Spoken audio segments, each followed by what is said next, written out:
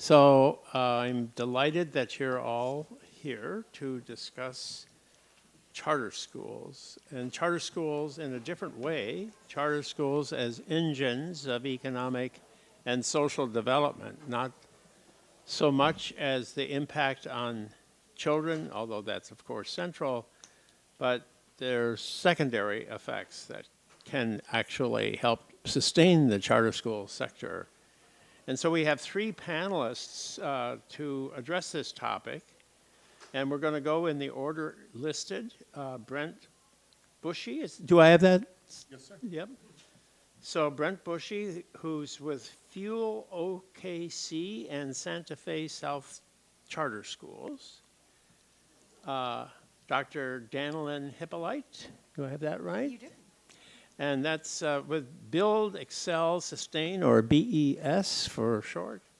And then Chris Neeley, who is with South Carolina Public Charter School District. So let's begin with you, Brent. That's me. There we go. Okay. Well, I'll jump in. I know we have limited time, and do I need to use a mic here? Okay. Right, if we keep ourselves to around 10 minutes, then Yep. we have plenty of time for discussion. Thank you. I will apologize in advance. I've often told I talk too fast, and I know I have too much content, so I'm going to talk faster than usual. So, very excited to be here and really appreciate the opportunity. So I'm going to talk about our evolving why at Fuel. So first, let me tell you quickly who we are. Fuel's we're in the first 18 months as a nonprofit in Oklahoma City. We're focused on the urban core of Oklahoma City. And we want to see the number of kids attending a quality public school increase significantly. The why we start with, and why I think most folks get into this work, is we want to make sure that families have an opportunity to access a quality public education. If you're a resident in the urban core of Oklahoma City, if you don't win the lottery to get into one of our quality charter schools, if you can't afford private school and you can't test, you're more than half of the students that reside in Oklahoma City today, and you attend a school where less than 1 in 5 kids read proficiently. That's not okay. So that's our primary why, but I'm going to get into sort of the other whys, or the sort of evolving why of what we're doing today. So first, we're really proud of our city. If you're not familiar with Oklahoma City, we're one of the fastest growing cities in the United States. You might have seen something. We have a basketball team there we're a little proud of. If there's anybody from Indianapolis, we apologize. But we're really proud of that. And I won't belabor all of this other than to say there's a lot of energy. I'm not a native Okie. I moved there 12 years ago, and I've been blown away by the food scene that's evolving, by the lots of articles cite this as an up-and-coming place for young people to live. And in 2028, we're going to be part of Greater Los Angeles as part of the Olympics. We've been investing, we tax ourselves, a sales tax, which in red state Oklahoma passes at 80%, and we've built infrastructure that allows us now to host the softball portion of the Olympics, as well as we have a whitewater park that's going to be canoe and kayak slalom. And if you don't know what that is, watch it. People are truly crazy that do that. So really excited. And then we have a study that came out a few years ago. You might have heard of this professor before. His name's Paul Peterson, that led it looking at the charter sector, charter sectors across the United States. And if you know anything about Oklahoma education, most of the stats are pretty terrible. We're in the bottom 50, or bottom 40, and close to 50 in almost every category. And one burning bright spot is our charter sector. Our brick and mortar charter schools, according to Dr. Peterson's study, are the 6th highest performing when looking at NAEP performance across the country. And so Fuel is largely trying to see if we can build on that bright spot. So I tell you all of that great stuff, and then this is the first graph that my team put together when we launched 18 months ago, and it confused the heck out of us. So it shows 3 things. It shows the charter population, which over the last 10 years has more than doubled in population. It shows the district population, which we knew had gone down. But the most important one to me, and one line I use when I'm talking about Fuel, is we don't care what the name on the front of the building is. We care whether kids go and can get a quality education. And the number of kids in the urban core of Oklahoma City, where all of our fun, exciting, sexy things that are going on, there are less kids attending public school. I wanted to know why, and we did some research. They're not going to homeschool, they're not going to virtual schools, they're actually moving out of the urban core. So let me show you what that looks like. This is the very nonsensical boundaries of Oklahoma City. Please don't ask me to explain that. I can't. So these are the boundaries of Oklahoma City. We have some cities within the city. I'd love to tell you we have mountains that cause that. That is not true. So, but if you weren't confused enough, here are all of the school districts that serve residents of Oklahoma City. Fuel is focused only in that center green section. That is Oklahoma City Public Schools. We're focused in the urban core. That's where most of the students, especially most of the high-need students, live.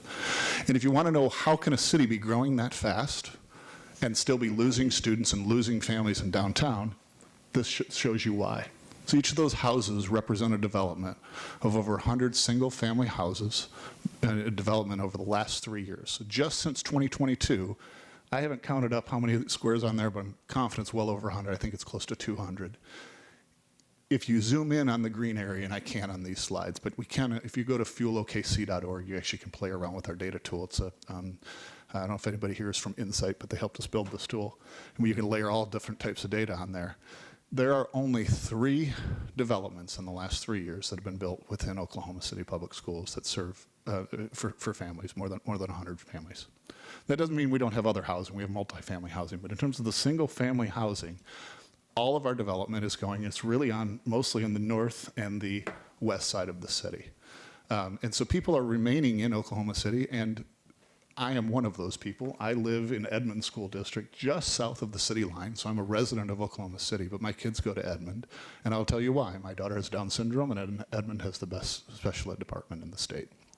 So with all of this in mind, I want to talk to you about sort of what we're trying to do, and I want to focus on Crossroads Mall as sort of a focus of our strategy. So first, we're trying to reverse that trend. It doesn't feel like a healthy thing that a city continues to grow in the outer rings, and that families, any family that can get out, that wants to seek a public school is frankly getting out of the urban core. That doesn't feel like a sustainable model. And so we want to reverse that population trend. And at the same time, we want to take advantage of some assets that are in our city. So we have lots of different ideas, way too many ideas for our funding and our staff of 4. But probably the most exciting idea, actually absolutely the most exciting idea, if you've talked with me, you know that I'm fanatically obsessed with a mall, Crossroads Mall. So the top part is a recent picture of Crossroads Mall. It's a 50-year-old mall. If you are 35 years or older and grew up within 2 hours of Oklahoma City, you shopped at Crossroads Mall and you have a personal, emotional connection. I didn't grow up in Oklahoma, but when I talk about this project for people in my peer group that grew up in Oklahoma, they go, oh, what can I do? How can I help? It is a massive piece of property. It's over 90 acres. It is 1.2 million square feet in total. As I'm speaking today, about 4,000 students are sitting in classrooms, either in the mall in 2 former department stores or in the outer ring. And I should also note, I don't work for Santa Fe South. My wife does, so I'm enjoying my tag saying that I work for Fuel OKC and Santa Fe South. But the superintendent of Santa Fe South is sitting here, is Chris Brewster. Raise your hand, Chris. Chris is also not busy enough. Between he and his wife, they have 10 children. And also, he decided, you know what, I need more responsibilities. And so last year, we launched a new nonprofit called the Crossroads Renewal Project, which Chris chairs. And they purchased the rest of the mall. Santa Fe South owns, if you see on the north side where those cars are in the parking lot, that's the north and the east side of the mall. They own 2 department stores where 2,400 students are in class right now. They have a high school, a middle school, and an elementary school in their central office.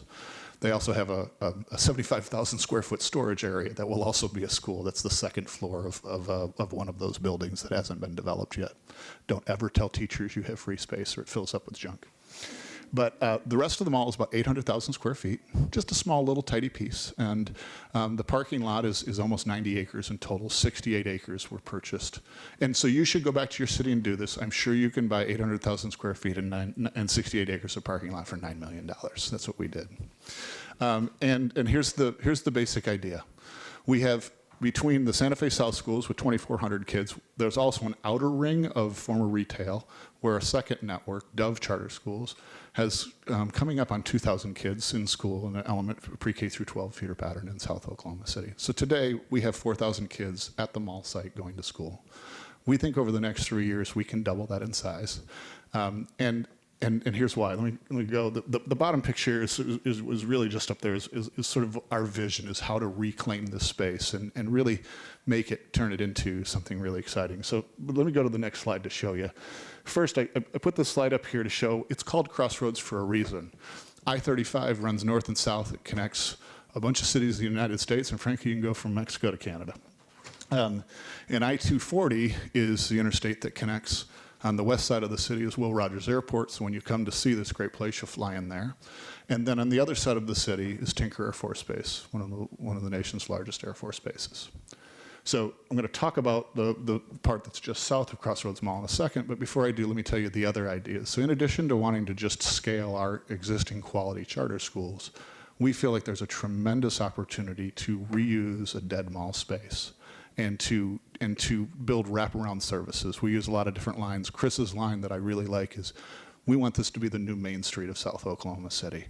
I like the line, because I'm a big dumb idiot, it's a community school on steroids. So we want to see wraparound services. We want to see daycares there. We have very strong plans to put in a full-service healthcare facility, a federally qualified healthcare facility, and then in partnership with one of our larger hospital networks to be able to offer all different types of medical services to families. We think there's an opportunity to bring in the public library system, to bring in a full-service gym. The list goes on. And then one of the things that I think really aligns with the goals of this conference is we think we have a space, we think we can carve out some of the space in the concourse of the mall, the center of the mall, as a new school incubator. I don't use the term charter school incubator, a new school incubator. I'm particularly enthralled by the idea of micro schools, first because we could start a micro school next week or even tomorrow if we wanted, and you can iterate very quickly. And we could try out different ideas. I don't know that some of those schools will ever want to scale or ever need to scale, and that's fine if they're serving a purpose. We also think, that while charter schools are providing great options, it's also really hard to launch a new charter school. And we spend probably on average 2 years and $1.5 million before there's any services provided to families. That's a really big bet, and they fail pretty often. And so what we're hoping is that micro schools can become part of the planning process for launching a school. So we're stealing a term from Wichita, the Innovation Lab, and we're really hoping that within the mall we can have this innovation, this new school incubator. The other piece, and why I put this slide up here, and then I promise I'll shut up, is the thing that says OKC 577. So you can go to the website okc577.com. Again, this is Oklahoma real estate. 577 is the number of acres that the city of Oklahoma City has purchased.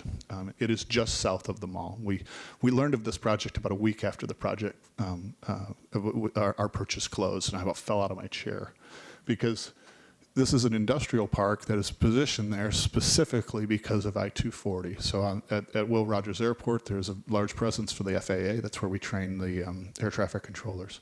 And then Tinker Air Force Base and all the DOD activity. That yellow piece is the yellow line there. That's a train station that slows me down every once in a while when I go visit the mall. But so it's a strategic place for industry. And we've had preliminary conversations with the developers that the city has hired to build this out. And I asked a real simple question. Hey, you're gonna have a lot of people working here every day, right? And they said, yeah. And I said, cool. Where are they gonna live? He kind of paused and I said, let me tell you where they're gonna live. If you pay them well, they're gonna live about 15, 20 miles south in Norman. Maybe not even that far south, because that's where the good public schools are, the good public schools. Maybe more, which is a little bit further south. If you don't pay them well, and I imagine a lot of the folks are gonna be blue-collar jobs, they're gonna be commuting in and they're gonna be gumming up 240, which is, trust me, already gummed up enough. So if we go back to the slide with the housing, why don't we find a way to incentivize people to build around this? And our Oklahoma charter law allows this. They call it academic enterprise zone. We actually don't have to theorize on what happens.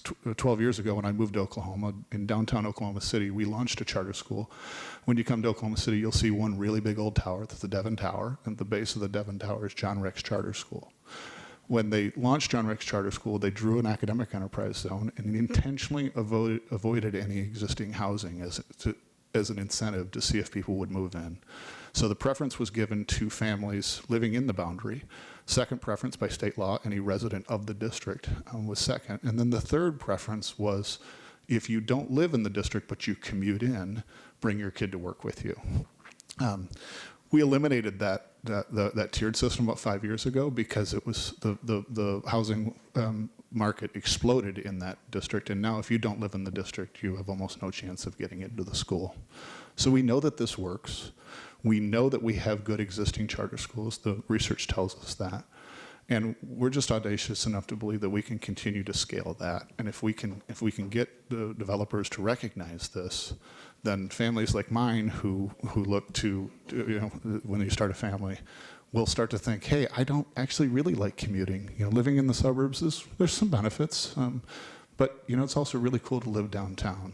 And so that's the pitch here. We're trying to bring scale to excellence to scale. We're trying to sort of revitalize downtown. Frankly, I'm trying to make my commute better because it's getting worse as more people move out to the outer ring of the suburbs. And we're also trying to spur innovation all at the same time.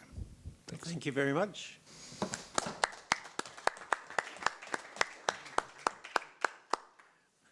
Dr. Danalyn. Thank you. My name is Danalyn Hypolite, and I am here on behalf of BES Incorporated, formerly known as Building Excellent Schools, founded in 2001. And we were founded as an education nonprofit, really to find and recruit really dynamic school leaders to found schools and transform education in their communities. And for the last 20 plus years, we've been doing that. At this current time, we have about 53 states where our schools are founded, and we serve over 73,000 students. And so it's really important for us to think about this question: can charter schools be engines of economic and social development? And so when I thought about our work, and particularly the work that I'm proud to do at BES, which is our Community Co-Design Fellowship, that answer is emphatically yes. As a former charter school teacher, founder, and authorizer in New Orleans, I understand what it means when big business moves in and pushes community out of our public school systems. And so I'm really excited to share with you all today the work that we've been doing at BES to empower communities socially and economically and really drive education. Daniel mentioned in our session just earlier that education should be the dipstick to be able to tell us whether or not our economy is working, correct? But we don't necessarily have those mechanisms yet to really figure that out. And so I'm really excited about the work that we've done in our Community Co-Design Fellowship as a possible pathway to understand what education can do and how it transforms economic and social advancement for communities.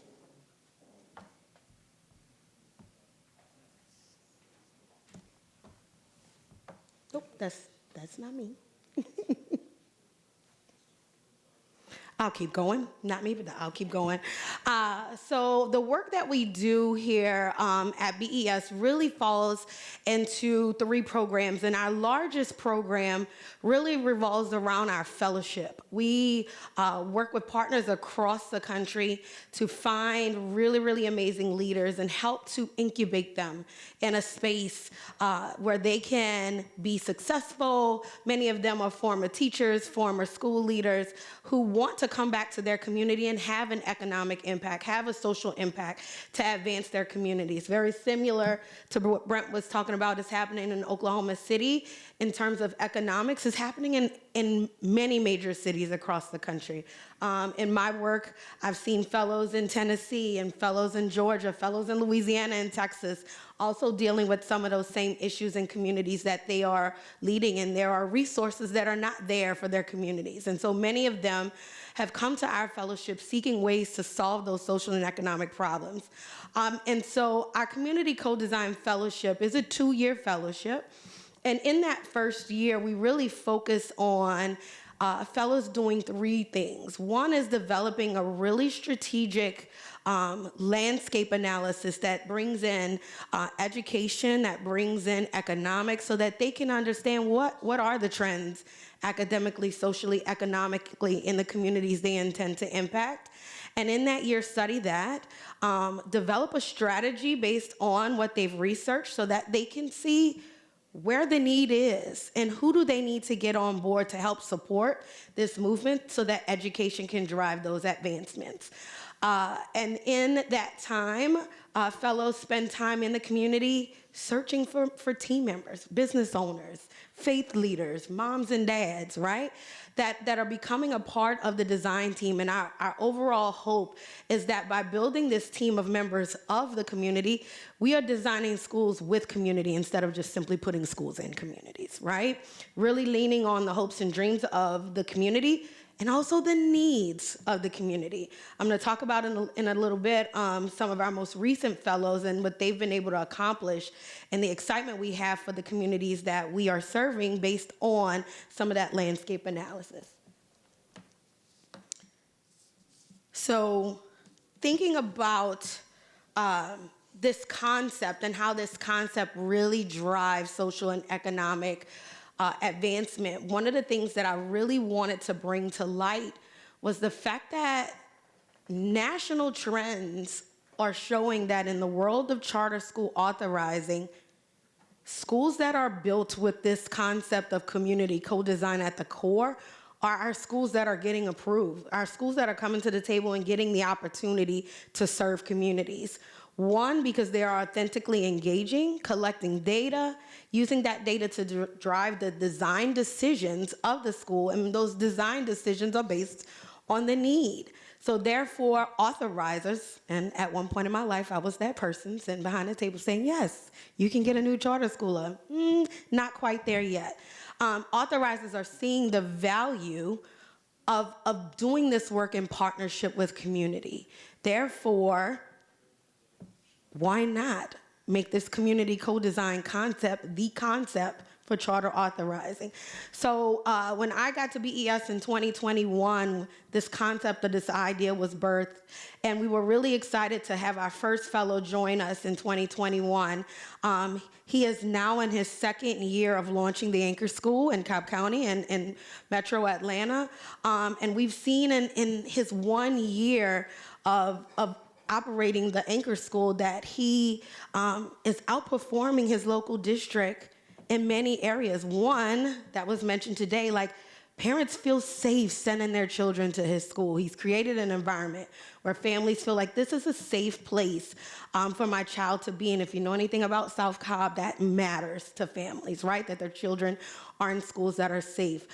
He is also in a space where he is growing students in terms of math, in terms of reading, understanding where he got his children. But in 1 year, we're seeing promising double-digit gains, which we continue to hope compound over time. And Josh did this in partnership with the community. He had parents on his design team. He had education advocates on his design team. And they all created the anchors that were necessary for this school to thrive and really move the community forward.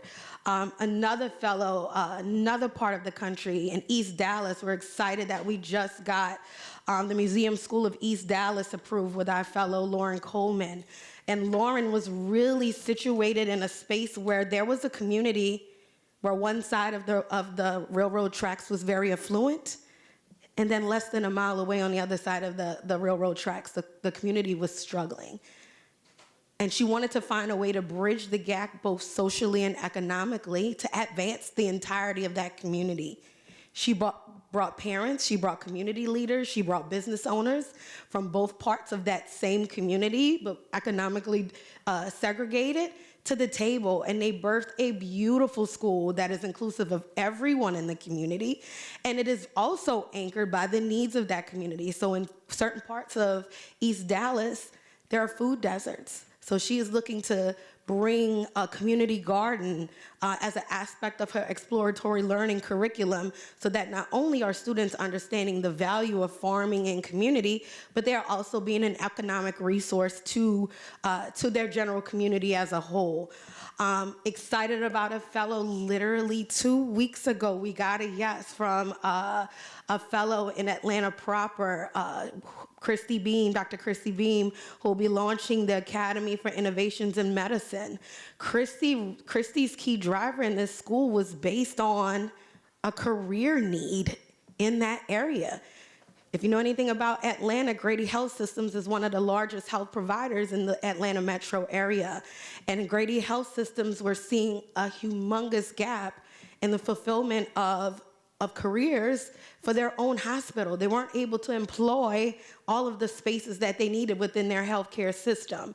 And so in partnership with Christy, Grady Hospital Systems and the Academy for Innovations in Medicine are going to be launching a middle school and high school where middle schoolers and high schoolers understand and get exploration in those career pathways. And in high school, they can do internships, actually do some study at universities in the Atlanta Technical College system, and have internship as well as a well-paying job ready for them based on the certifications they earn once they finish high school. So again, filling an economic gap that exists right there in the community where students are learning each and every day.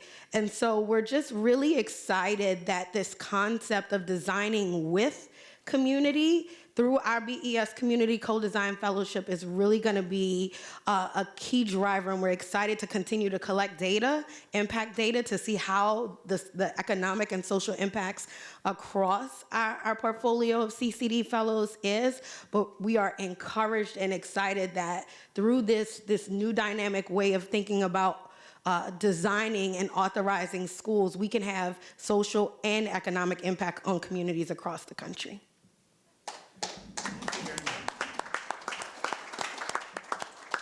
And finally, Christine. Yeah, thanks, Dr. Peterson. I want to thank all of you. You're here because you care about children. And I think that's really what should be the center of the conversation when we talk about school choice. In our district, we talk about putting kids first. It's not just a motto or a slogan. It's actually represented in our mission, vision, and values. It's represented in the way that we budget, the way that we govern, and the way that we operate. And I think that philosophical, centric view of the child is really what is growing charter schools in South Carolina in the public charter school district. Dr. Peterson, I know you'll remember 5 years ago, you and I were invited to the White House to speak at the Kids First conference. And that's where we first met. And later that month, I was on your podcast. And at that time, we were in the middle of COVID. And it was my first year as superintendent of the South Carolina Public Charter School District. So we all remember what that was like. And we were all just trying to adjust day to day, hour to hour, as to how we were going to continue to provide quality instruction for children. And I remember, Dr. Peterson, you asked me, you said, well, you're seeing unprecedented growth in South Carolina in charter schools due to COVID. Parents want more choices. They don't like what they're seeing on their child's tablet at home with virtual education. He said, do you think you're going to see a lot of attrition in charter schools after COVID goes away and things return to somewhat more normal operations? I said, I don't believe so. I think this was a great awakening for parents. And parents are making choices, and I think once parents make choices, like we do in other aspects of our life and in the economy, we don't usually go back. We want to continue to look and develop those choices and do what's best for our kids because they only get one shot in life. And I'm proud to say that if I look back over the course of the last 5 years since 2020, the work has been fruitful for our children. In South Carolina, the public charter school district has grown by 39%. Dr. Peterson, when you and I first met, we had 15,000 students in our district. Today, we have over 22,000. We've become more diverse. We're a majority minority district in South Carolina. We have more students with disabilities than we ever have. And Brent, I really appreciate the fact you shared the fact you have a daughter with Down syndrome, because I have a son with Down syndrome. And it's the whole reason I got into this work. I was in corporate America running an international business. And in 2015, my wife and I had our third child, and he was born with Down syndrome. And we learned real quickly he needed something different. And I'm glad that we've been able to offer him different choices. And I know you feel the same way about your children and the children in your schools and networks. But we've continued to diversify ourselves. So 63% increase in students with disabilities since 2020. 56% of our students are students of poverty. That's an increase of 9%. We now represent, and we had a slide, I wish that we had the graphic, because there was a before and after of South Carolina, just one slide.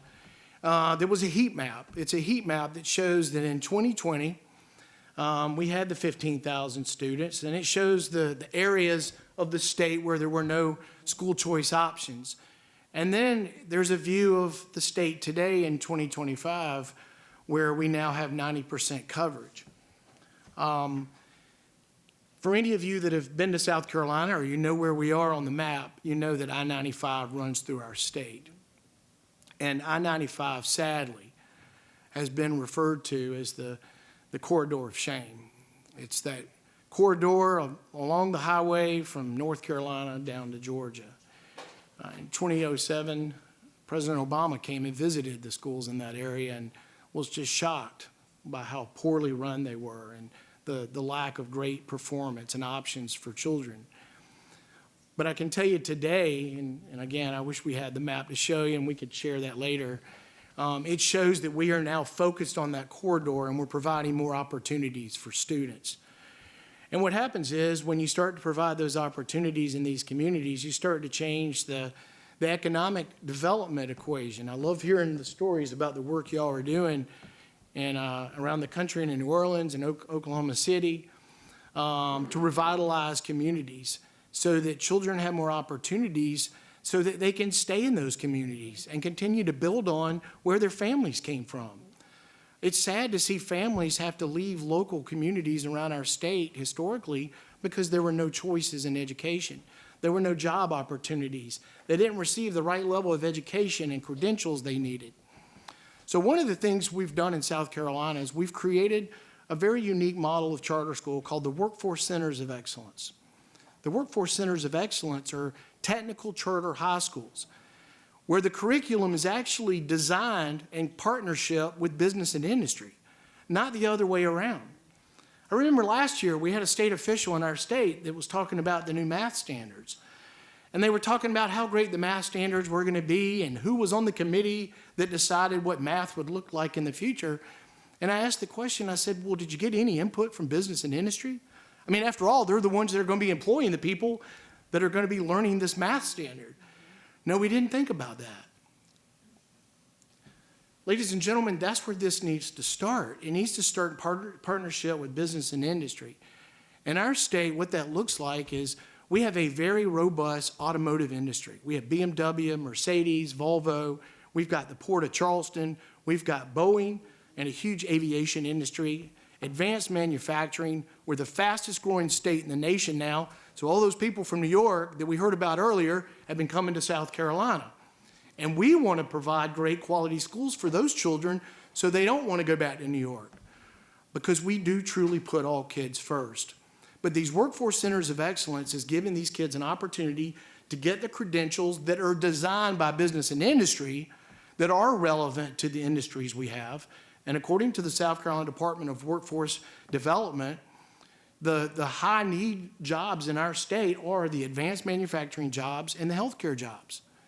And so we're focused on those industries. And in many of our communities, our students, when they graduate, are going to have the credentials, the dual enrolled, the associate's degree programs, but also the apprenticeship programs, where during high school, they're actually going on the work site through apprenticeship programs where they already have the job and work skills, the technical skills, the high and technical soft skills they need to be, employable and effective workers in the workplace.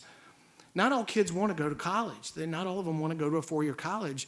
And in many of the careers that we have in our state with advanced manufacturing and with BMW and Volvo and Mercedes, they can go and make a lot more money than they could if they have gone to college for 4 years and incurred $150,000 in debt. They get out ahead, but more importantly, they're able to stay at home.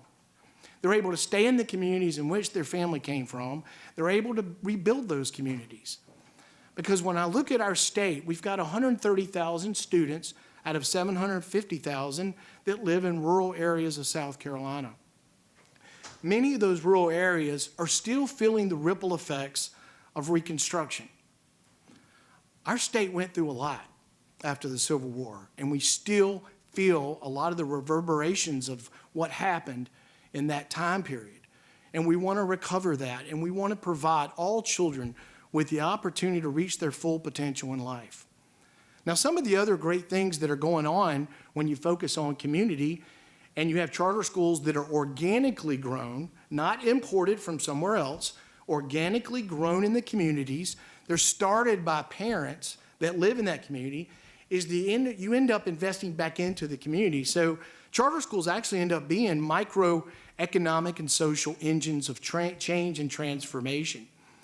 Legacy Middle College, one of our high schools up in the upstate of South Carolina, every graduate gets an opportunity to go to college paid for by the founder of that charter school. This is a charter school that was created in the old closed Parker High School in Greenville, South Carolina. The textile corridor that you remember, all the textile mills, Milliken and so forth. The old mill village, those houses still look the same. So William Brown came in and said, we're going to change this. And so he reopened the old Parker High School. In partnership with Bon Secours Hospital, built a hospital clinic on the campus of the school so that the families in that community could get the proper health care that they needed. And what we're seeing is a revitalization of that community, not from outsiders, but from the people that live there, because now they have better economic opportunity for their kids. Liberty Steam Charter School in Sumter, South Carolina. Sumter is kind of going towards I-95 from Columbia, South Carolina, which is in the center of the state. Liberty Steam was started 6 years ago. They now have 1,000 students. Liberty was started in one of these old segregation elementary schools in one of the poorest areas of Sumter County. It's now a thriving school that is, again, changing the economic direction and trajectory of the families that live on School Street. Liberty Steam also, and I love Brent, what y'all are doing with malls. Liberty was recently featured in the New York Times. They've renovated over 60,000 square feet of mall space in the old Sumter Mall. The JCPenney's left and a school came in. And I can tell you would not know it when you go on inside of that building, because what they're producing now are not commercial goods, but children that are educated and prepared to enter the workforce in the career fields that are most needed in our state. I will also say that when it comes to Liberty Steam Charter School, they're partnered with Shaw Air Force Base, one of the most important Air Force bases in the United States, located in South Carolina. And most recently, I was at one of their board meetings, and you know charter schools have to hold a lottery for the seats. And I was there observing the lottery, and they had a big screen with a digital board. And they were releasing the lottery results to these families, and the families would get a text message, alert on their phone when their child was picked. And it had a map of the world on the screen, and I'm looking at that map, and I'm seeing these families accept a lottery invitation from Germany, from Alaska, South Korea, Hawaii, all over the globe. Those were military families that knew they were going to be stationed at Shaw Air Force Base, who heard about Liberty Steam Charter School and wanted the high-quality education that that school was going to offer their child. Because what's the first thing a parent does when they know they're moving somewhere else? They go online and they look up, good schools, what's the rating? Well, unfortunately, the local public school district has not been performing, at the rate it should be. But Liberty is giving children in that community hope and opportunity. I think my message here is that when you focus on putting kids first and you get the adults out of the way, When you hold schools accountable, and we do at the public charter school district. I'm not proud of the fact we've closed 5 schools in the last 5 years. We closed one this summer. They had a great mission. They just went to the wrong location. They couldn't get the students. If you don't get the students, you don't have the money to run a school. But we had to close that school. But at the end of the day, it was the best thing because now those families have other opportunities in that community through other charter schools, the traditional schools, micro schools, and home schools. So when we talk about all these different options that we have, I think it's a great thing. I think it's a great thing that kids have more opportunities than all of us in this room had. We had no choice. We were all bound to the school and the zip code in which our parents chose to live. And so I say that this is a great conversation. I say this is a great day in the school choice movement. But more importantly, I think it's a great day for putting kids first. All right, thank you very much. Well, I do have questions in the back of my pocket, but I see so many people that want to say something in the audience. So, yes, ma'am. Thank you very much for taking my question. I'm quite familiar with charter schools, but none of you has mentioned where you get the funds to run them. That's a great question, and it's a little different in every state. Every state does chartering a little different. So in South Carolina, we have a statewide authorizer that is also the local education agency, very similar to Colorado and Hawaii. So where do we get the money? Well, first of all, we don't get as much as the traditional schools. The money comes from the state. We don't get any local tax dollars. On average, right now this year, a South Carolina charter school student gets about $12,500 for the year. And that includes all the weights for disability and pupils in poverty and career technology. A traditional student in South Carolina gets almost gap where our mics went out.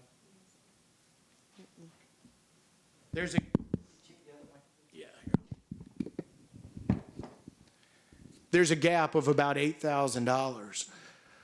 But you know what? It's kind of a badge of honor to not get as much money, to be honest with you. Here's why. Because the more money you get, as evidenced by traditional districts, all they do is keep spending more. We've got a school district in South Carolina that this year, they announced they're going to spend $37 million on AstroTurf football fields. Meanwhile, they lose students every year to us in homeschool and micro school and private schools. I can think of a lot better uses of $37 million than a football field. When I played sports, grass was just fine. But that $37 million could have been invested in a classroom with a teacher. We could have paid teachers more. We could have done more with instruction and technology to give more children an opportunity for a high-quality education. The money question's always going to be there, but at the end of the day, the results are we've done more with less. In South... Yeah.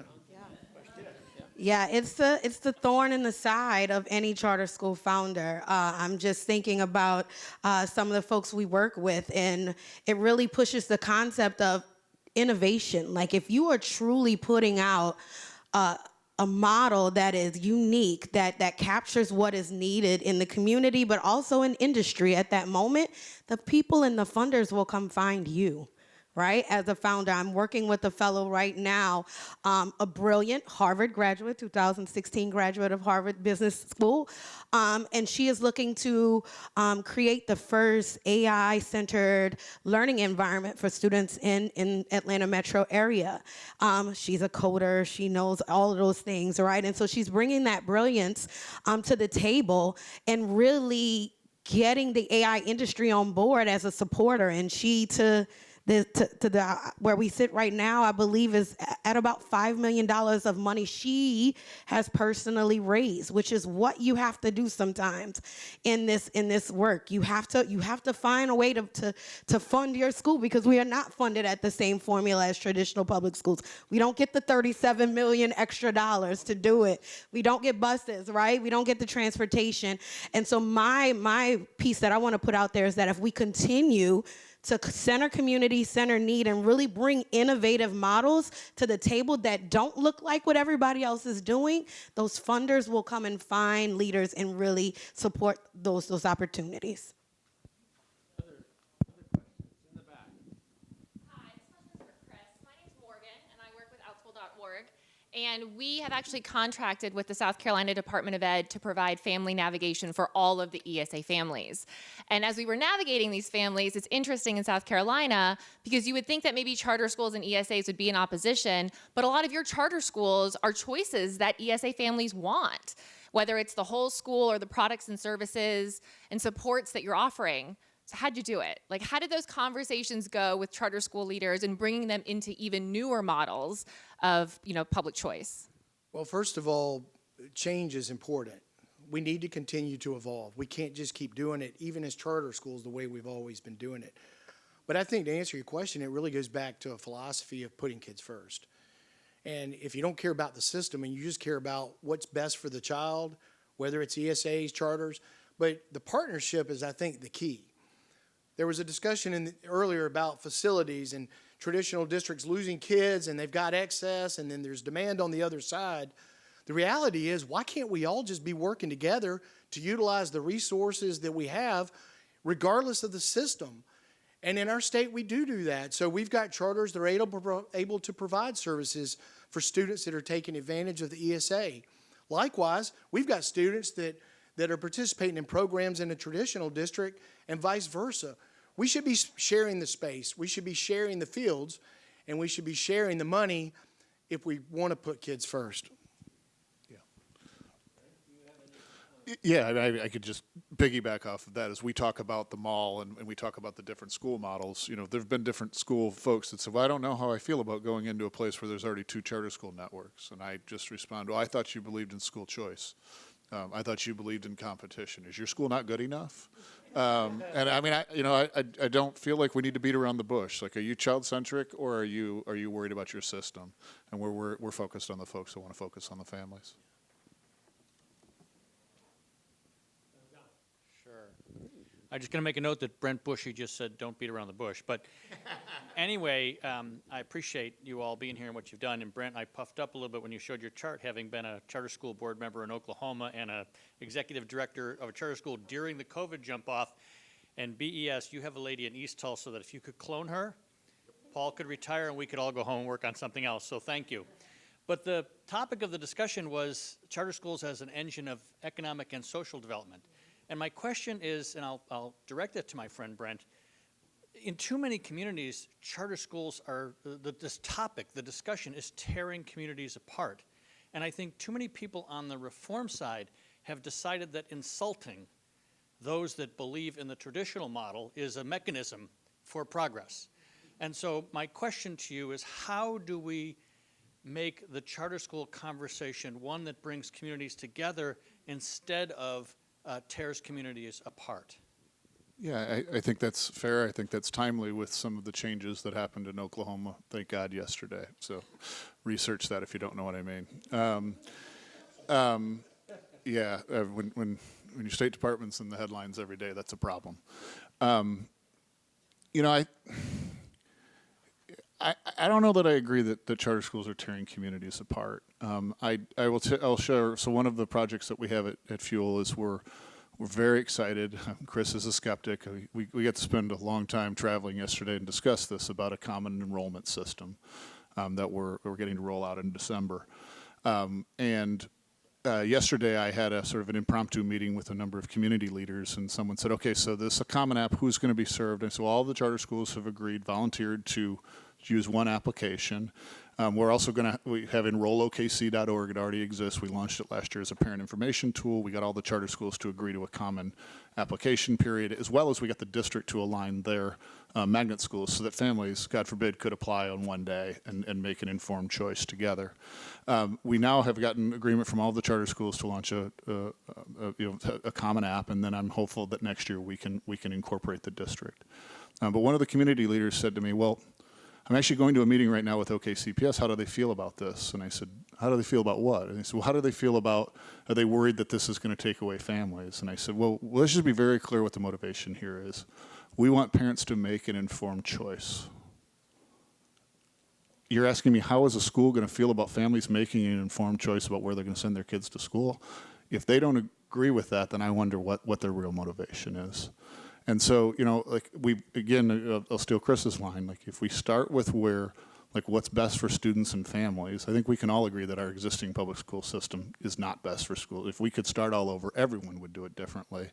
And so let's start to then lean into that, and let's think about how can we help families make the very best choice. You know, when I moved to Oklahoma 12 years ago, my wife and I both, you know, have a background in education. We spent a lot of time.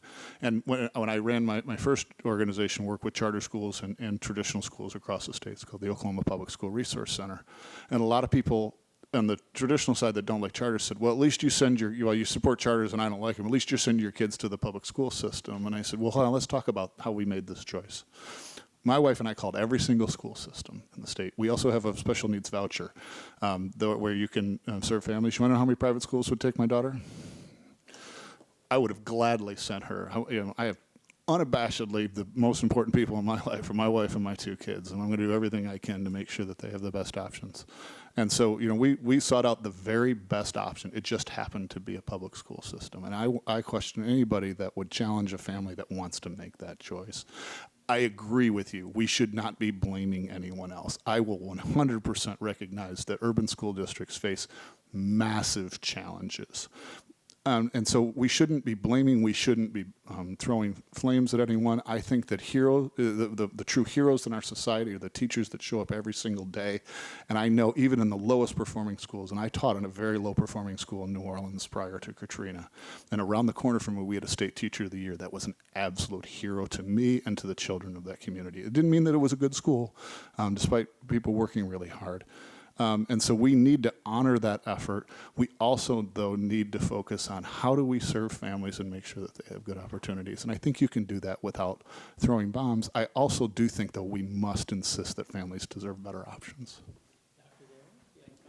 Yeah, just one really quick piece that I wanted to put out there. I think part of the work is educating folks on what we do. I like using the term public charter school because it dispels the myth that we are this entity that is separate and apart and very different from other public education fields. So I think educating the public in general is one way, but also this concept of bringing community to the table to be part of the decision-making and design process really brings agency to the community, right? And so that between that education and agency, I think that's where we start to quell some of the rift that exists between our traditional school districts and our public charter schools that exist in the same space.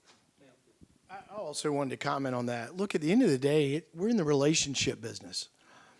I mean, I spent most of my life in the private sector and in the military, and it's always been about relationships. So as superintendent of the South Carolina Public Charter School District, I attend all the meetings of the superintendents in the state. I know every one of them. I'm in conversation with them. They want to partner with me. When I do school visits around the state of South Carolina, I invite them to come join me. And guess what? I go and visit their schools. We all should be in this together. We can't look at each other like we're enemies if we're truly about putting kids first.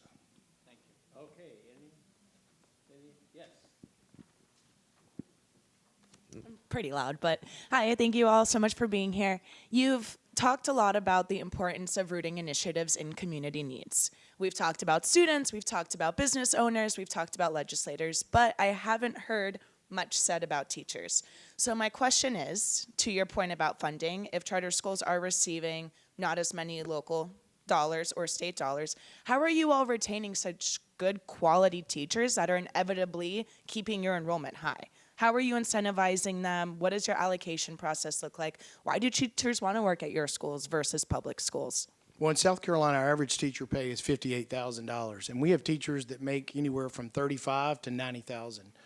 We have to pay based on the market. We don't operate off of a state salary schedule. We have to compete with the traditional district.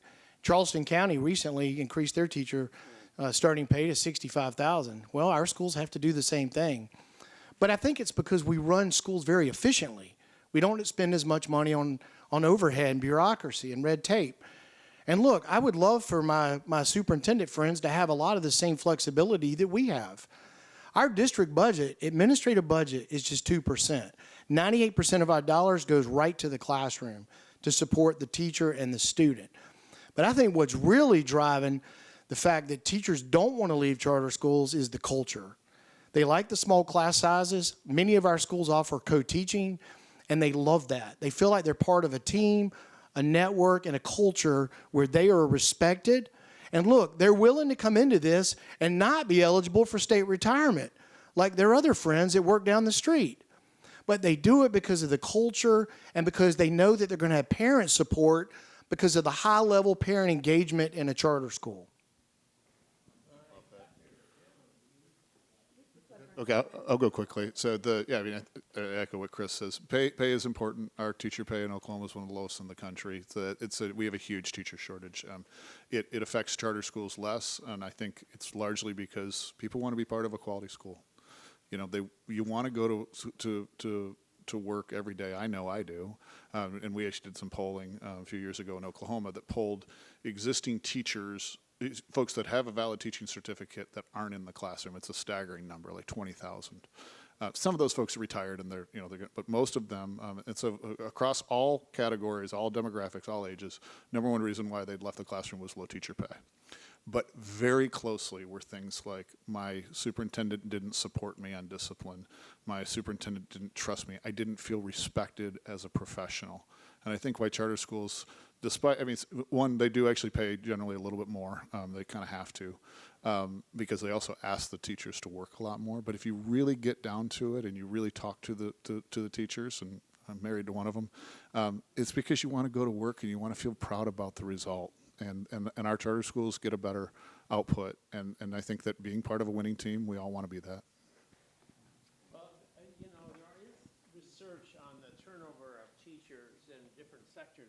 It's a little dated. I don't know, maybe things have changed so that it's no longer applicable. But it showed that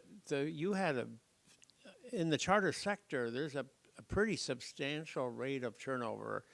A lot of teachers leaving after 5 years or something like that, sometimes actually to move to district schools in order to get onto the pension plan and so forth.